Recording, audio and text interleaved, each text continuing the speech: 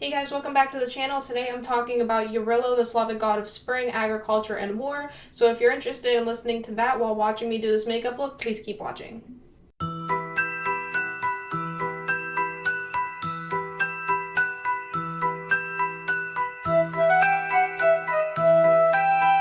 Alright, so let's talk about the god of spring in the Slavic pantheon, Jarilo. So I talked about him quite a lot in my last video about Marjana. Their stories are very heavily intertwined. And I also want to clear up real quick that there's no good or bad between Jarilo and Marjana. I see them as the most neutral form of the changing seasons. And it's neutral and it's natural, you know what I mean? As I mentioned in the last video, Jarilo is Marjana's stepbrother. Some tellings also mention them as being twins.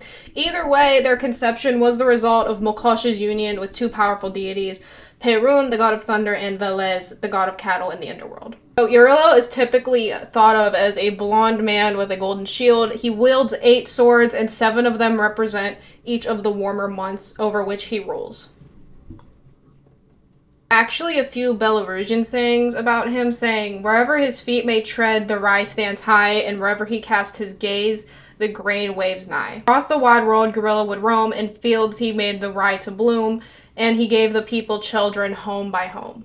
So not only is he a god of spring, he's thought of a god of agriculture, fertility, and he's also a god of war in some tellings, which I will get into that later. Jarilo is not a typical war god in the way that people think of regarding people like Ares.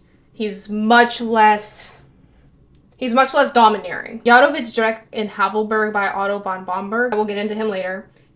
He wrote it as such: "I am your god, I am the one who dresses the fields with grain and the forest with leaves. In my power are the fruits of the meadows and trees, the fertility of herds, and all that serves for the use of humans. I give this to those who honor me and take it away from those who turn away from me." And like Marjana and every other Slavic god, Jarilo is a man of many names depending on which region you're pulling from. Side note, just with the complicated nature of Slavic mythology, I have decided to learn Russian and possibly other Slavic languages depending on how Russian goes, but I think learning Russian will give me the strongest edge into kind of understanding the literature here. So for the sake of this video, I'm just going to refer to him as Jarilo, and I do not mean the Honkai Star Rail character. Other names for Jarilo include Yarila, Jarilo, Juraj, Jurij, and Yarovit. I will put all the spellings of these up on screen. One really quick note about the name Yarovit. I mentioned Otto of Bomberg earlier. In the 12th century, there was a biography written about Otto, and he was part of the movement to Christianize the regions, particularly the Wendish and Palabian Slavs. During his time, he encountered festivals in honor of Jarilo in Wolgast and Havelberg, and the name Jerovit is potentially a German spin on Jarilo's name. The Wends were of modern-day northeastern Germany, and it refers not to a homogeneous people, but instead to various groups depending on where and when it was used. In modern day, there are still communities identifying as the Wends. They exist in Slovenia, Austria, and other regions, including Australia, and there's even a group in Texas calling themselves the Texas Wends. The Palabian Slavs are a subsection of the Wends, and it's a tribe of Slavs who lived along the Elbe River in northeastern Germany. I mention this divide because the Palabians actually believed in a guy named, Yarovit, and he was a god of war. It was Yarovit who was explicitly named in that biography I mentioned earlier. There was actually a temple for Yarovit in the town of Wolgast.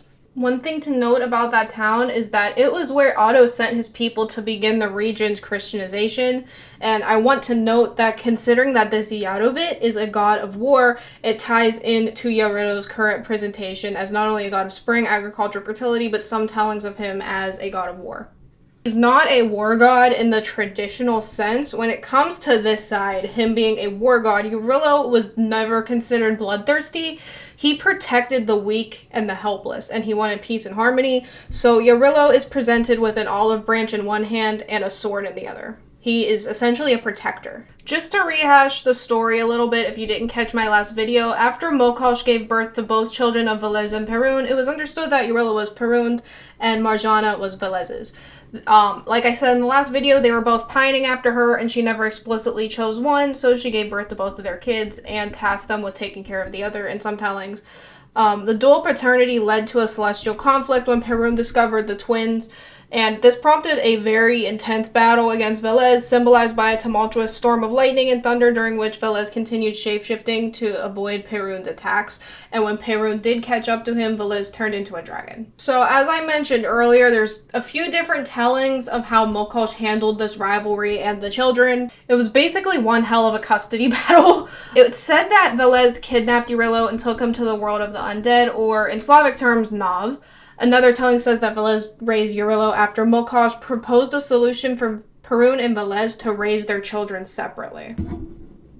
So in this telling, Jarilo would have been raised in Nav with Velez, while Marjana was raised in Prav, the pinnacle of the Slavic world tree. I have an entire video planned just about the different world trees across pantheons, by the way. Also want to mention that some Slavic folk songs mention 9 total sons of Perun. The only one recognized by most accounts is Jarilo, but some also mention Devana, the goddess of forest, hunting, and the moon, as his daughter. That is very loose though, take that with a grain of salt. I do have a video planned just about Devana, by the way. I got all bases covered, don't worry.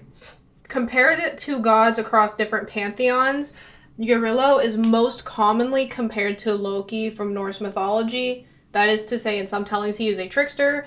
He mainly got this reputation due to his infidelity with Marjana. Some also identify Jarilo with Dionysus from Greek mythology because they are both gods of fertility, forest, and youth who will die and rise again. Similarity is Dionysus's relationship with Persephone. Another case where Persephone might have been his sister, might have been his lover, might have been both. Similar case with Jarilo and Marjana. They are also both sons of their pantheon's respective sky deity. I think the comparison between Loki and Jarilo is a little bit nebulous, but I do find the parallels between Dionysus and Jarilo a lot stronger.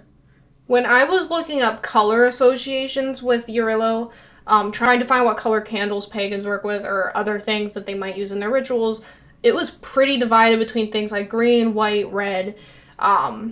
I'm going with yellow and orange because I'm playing into his blonde hair, so I hope it turns out good. This is my first time really playing with yellow eyeshadow. I do want to touch a little bit more on his status as a trickster and his infidelity in the relationship with Marjana. They did not know that they were step-siblings or twins whenever they were reunited, so they eventually fell in love, but he eventually cheated on her. So he eventually cheated on her, and Marjana kills him with a scythe. So after she kills him, his blood nourishes the field to ensure a good harvest. His death effectively marked the beginning of the harvest season. So whether you want to look at him as a trickster or if it was just kind of fated to play out this way, either way, this is where it really starts to sink in that their relationship is both tragic and necessary to ensure the changing of the seasons.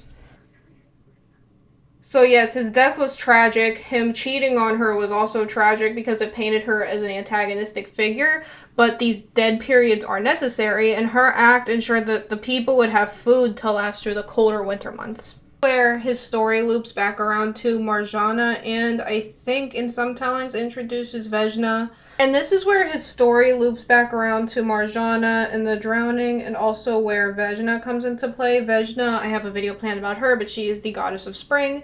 So basically whenever you burn or drown the effigy of Marjana, that is a symbolic sacrifice showing this is Jarilo's time to come back, this is Marjana's time to rest, basically, is how I view it. And yeah, the lore is pretty morbid, but it's also a natural seasonal change that's necessary for life to sustain itself. And as we're wrapping up this video, I really just want to remind people that there is no good or bad whenever we talk about the story of Marjana and Jarilo or any other god that has like some kind of rivalry that we'll get into in my later videos. It's just all natural seasonal changes, and you'll find that if you really study mythology, a lot of gods do a lot of questionable things, but they're still revered and worshipped. Jarilo and Marjana, I like to think of it as Marjana is drowning so he can be born, and he bleeds so that she can reign over winter. Also, as I go through this series, I am also recognizing an issue with my pacing. So I always finish up my base while I'm talking pretty quickly, but I still have to do my eyes, and I feel like that's what most people are clicking on the videos to see. So if you guys have any recommendations for pacing or any advice, I would love to hear it. And as always, if you have any favorite books about, Slavic Slavic gods, Slavic pantheon, Slavic mythology, any pantheon or mythology, I would love to hear it. I'm always looking for more books to read about this topic. I have quite a few videos in the queue right now. I have 2 or 3 more Slavic god videos planned, including one about Koshchei the Deathless. He's not technically a god, but he is a very famous Russian fairy tale, folktale.